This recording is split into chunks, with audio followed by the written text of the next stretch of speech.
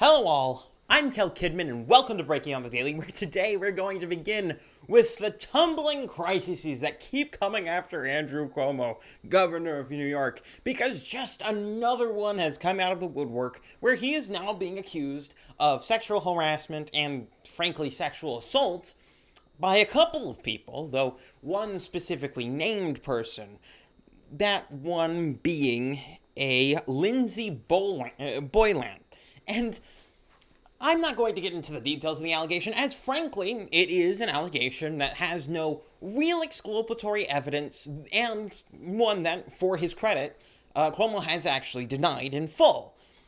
Though it is worth it to say, based on his own standards of these sorts of things, he should fall on this sword of Damocles, but I'm not so sure that this is entirely as, well, natural and agreeable as it seems, because I'm of the opinion, actually, that Cuomo has a political target on his back, and, obviously he has a political target on his back for the right wing.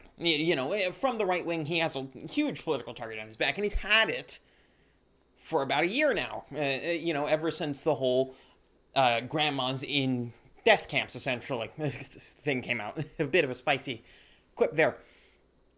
But it seems to me that political target is being also seen by Democrats, which is why I find this story a bit suspicious, especially in its timing, because this woman originally came out back in December, and only now is it actually getting coverage. There is sort of an explanation for that. She put up a Medium post that explains in more detail than what she gave before about what her particular allegations are. But I feel like there's sort of a political motive behind this, and I don't necessarily mean from the woman herself. I have no idea whether these allegations are accurate, and I'm not going to make any assumptions as to that fact. Either way, I think there's actually a political motive behind this, and I think there are some political gears turning in New York, and not ones that are controlled by Republicans, actually, that are kind of setting their sights on Cuomo. I think he's going to fall from grace. He pretty much already has at this point, seeing as now the mainstream media is actually covering the whole nursing home story, whereas before they had been shirking the story for almost an entire year. And it seems as though they want him to fall on this sword, and they want him to be removed from politics. Do I know particularly why? I can really discern that, at least not entirely. There are certain suspicions I have, though I'm not going to voice them here. But I think I don't really know why he would be falling on this sort of Damocles. But it does seem suspicious that all of these sort of events are confluencing together into one kind of huge mega scandal that's coming out for Cuomo right now. Not that I'm defending him, of course. I don't like the guy, Nursing home thing was a huge scandal, and this, depending on the efficacy of the actual allegations, may be a huge scandal as well. We'll have to see how that turns out in the long term, but we don't know at this point. Other than that, it is a fascinating story to see, and really the fascinating part of this story is how close it is to the resurgence of that grandma killing story.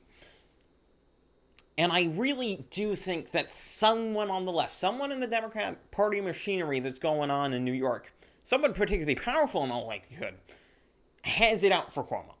I don't know why, I don't know what's happening, but it's just a sneaking suspicion that I have, and I feel like that needs to be said.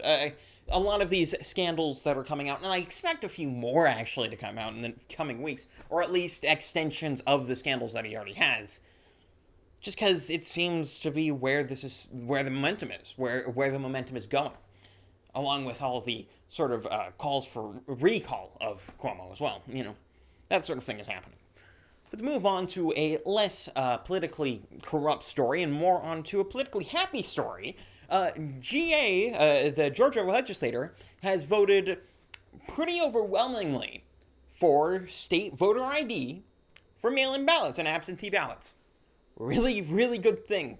This is a very good thing. I don't think I should need to explain to you why, because, frankly, the mail-in ballots before this point could not be verified because there was no voter ID to speak of.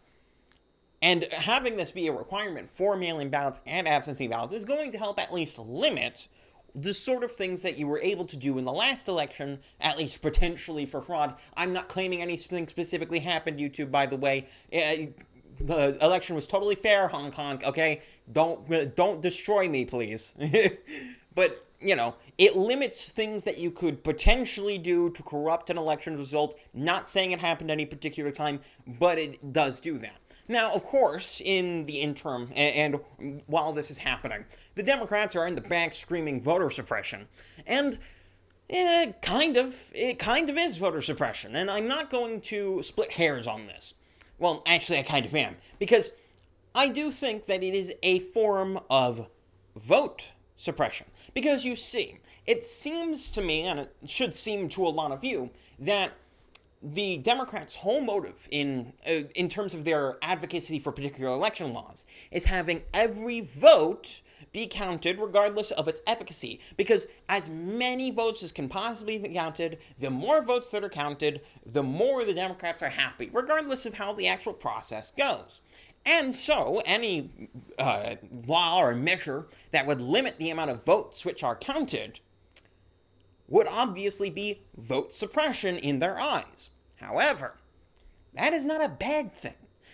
Suppressing votes that you cannot verify are actually real and come from people who actually exist is not a bad thing.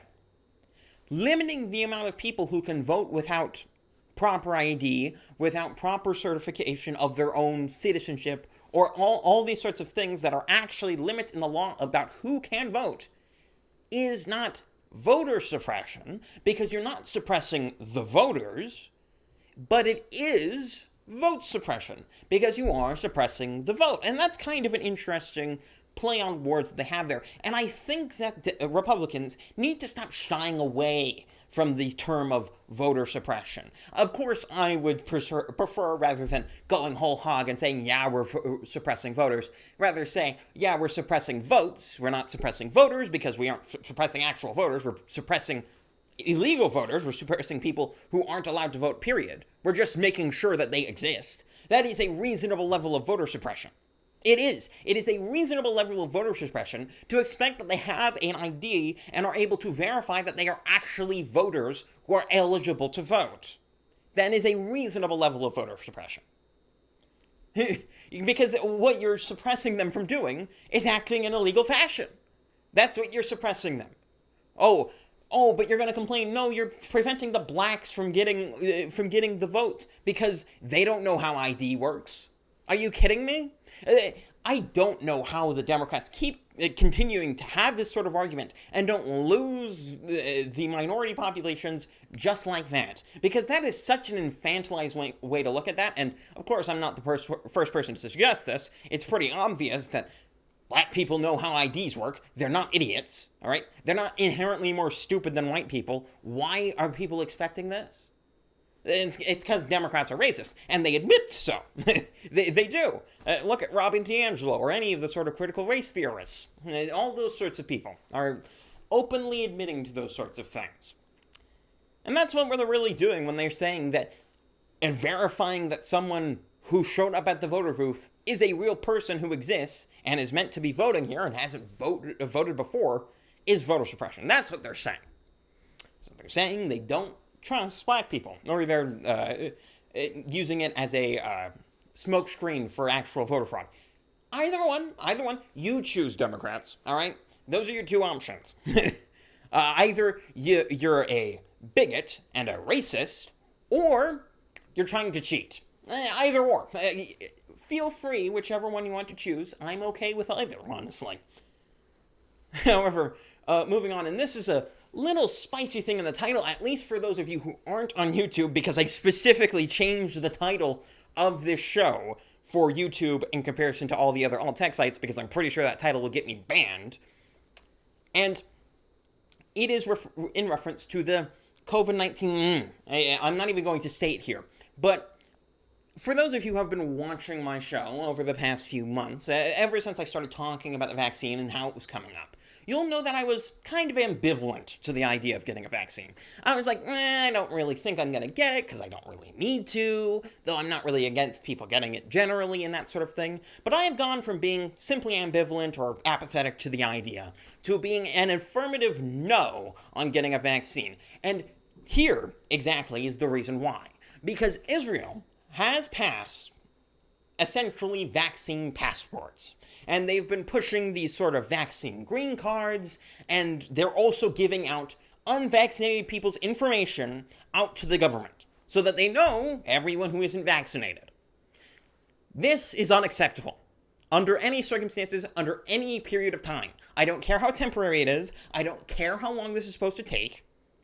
It is unacceptable under any circumstances.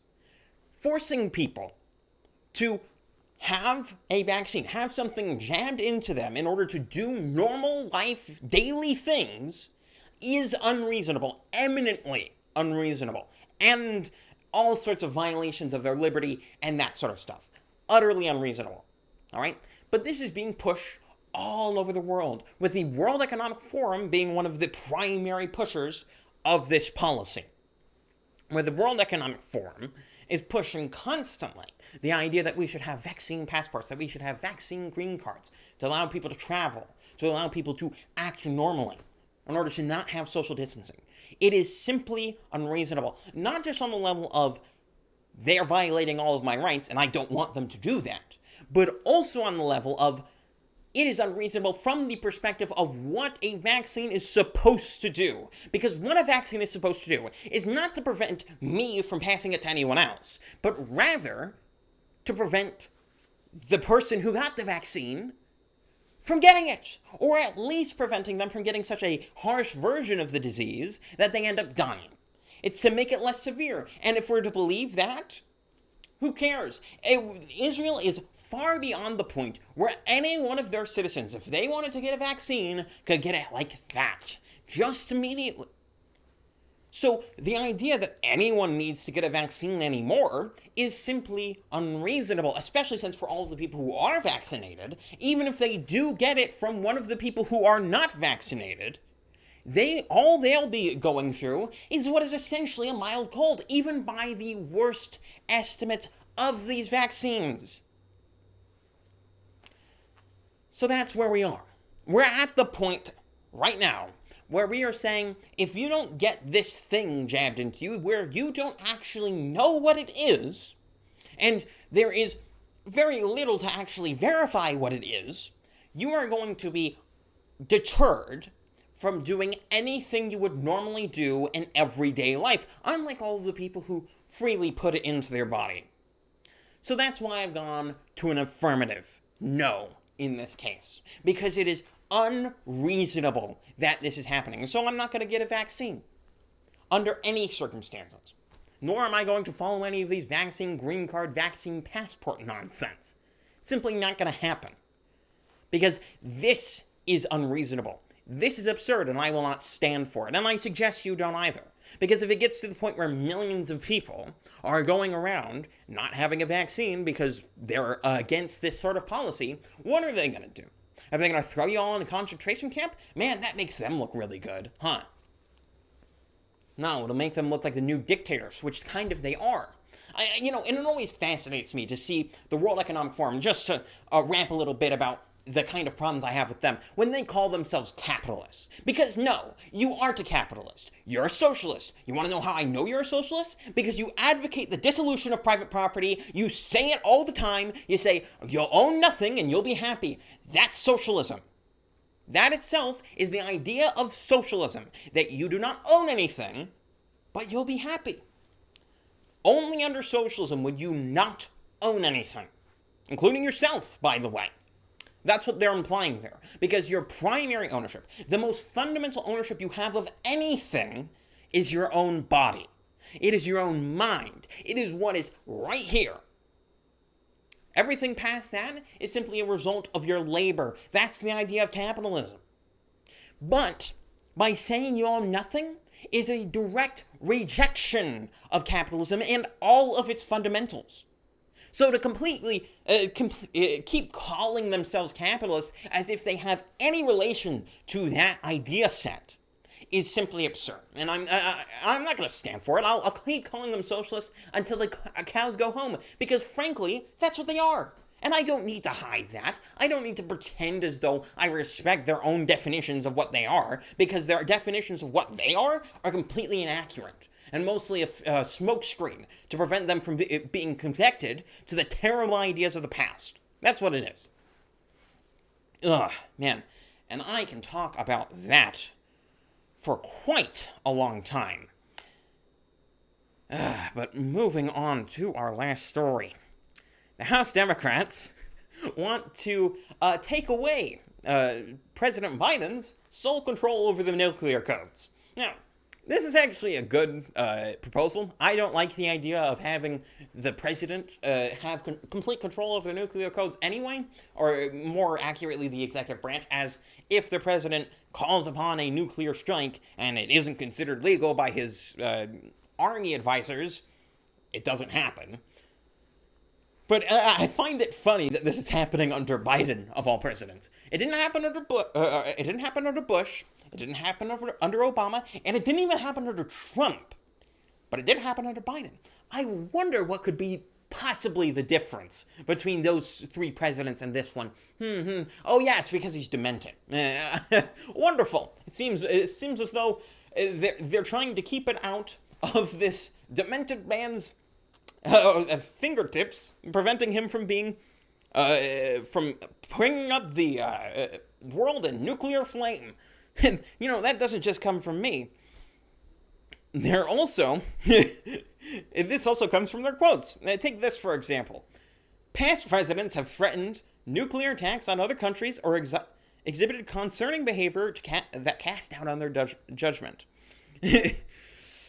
And it's really funny because they talk about how we need to take this away from a potentially unstable president. So that a potentially unstable president can't use the nuclear codes to just put it up in flames because their mind has gone awry. Really? I think they're getting just about this close to calling Joe Biden a dementia patient and openly advocating for Kamala Harris to be taking over the presidency. Now, I didn't think it would go this fast. I thought it would be at least a few months. I thought it would take at least 9 months to get to this point where we're almost directly calling him an amnesiac. But, man, and this is going faster than I anticipated. Maybe Joe Biden's worse for wear than even we suspected. Of course, that's all speculation. It's not a confirmed story, but based on how they're acting, it kind of seems that way. It's kind of looking like he's not even going to last 6 months. And I was betting 2 years, dude. I was betting 2 years that Joe Biden was going to be there for 2 years, and then they were going to replace him with Kamala Harris. But man, are they going down this road pretty quickly. So it'll be fun to see where that goes, and I think that's where I'm going to leave you guys off today. Wherever you are, though, subscribe, and also share this video if you liked it. I do like seeing people share it out. That's a fun thing to do. As well, where you are subscribing, be careful you're not subscribing on YouTube. Or at least, if you are subscribing on YouTube, also subscribe elsewhere, so you don't have to deal with censored titles or other such things. And, there are many pretty links down in the description to see where else I also put up my content, And there's also places where I sometimes put up my thoughts, places like Gab, places like Minds, places like Parler. Wonderful, wonderful links down there. And go and check me out there as well. That's all. I'm Kel Kidman. This has been Breaking on the Daily, and I'm out.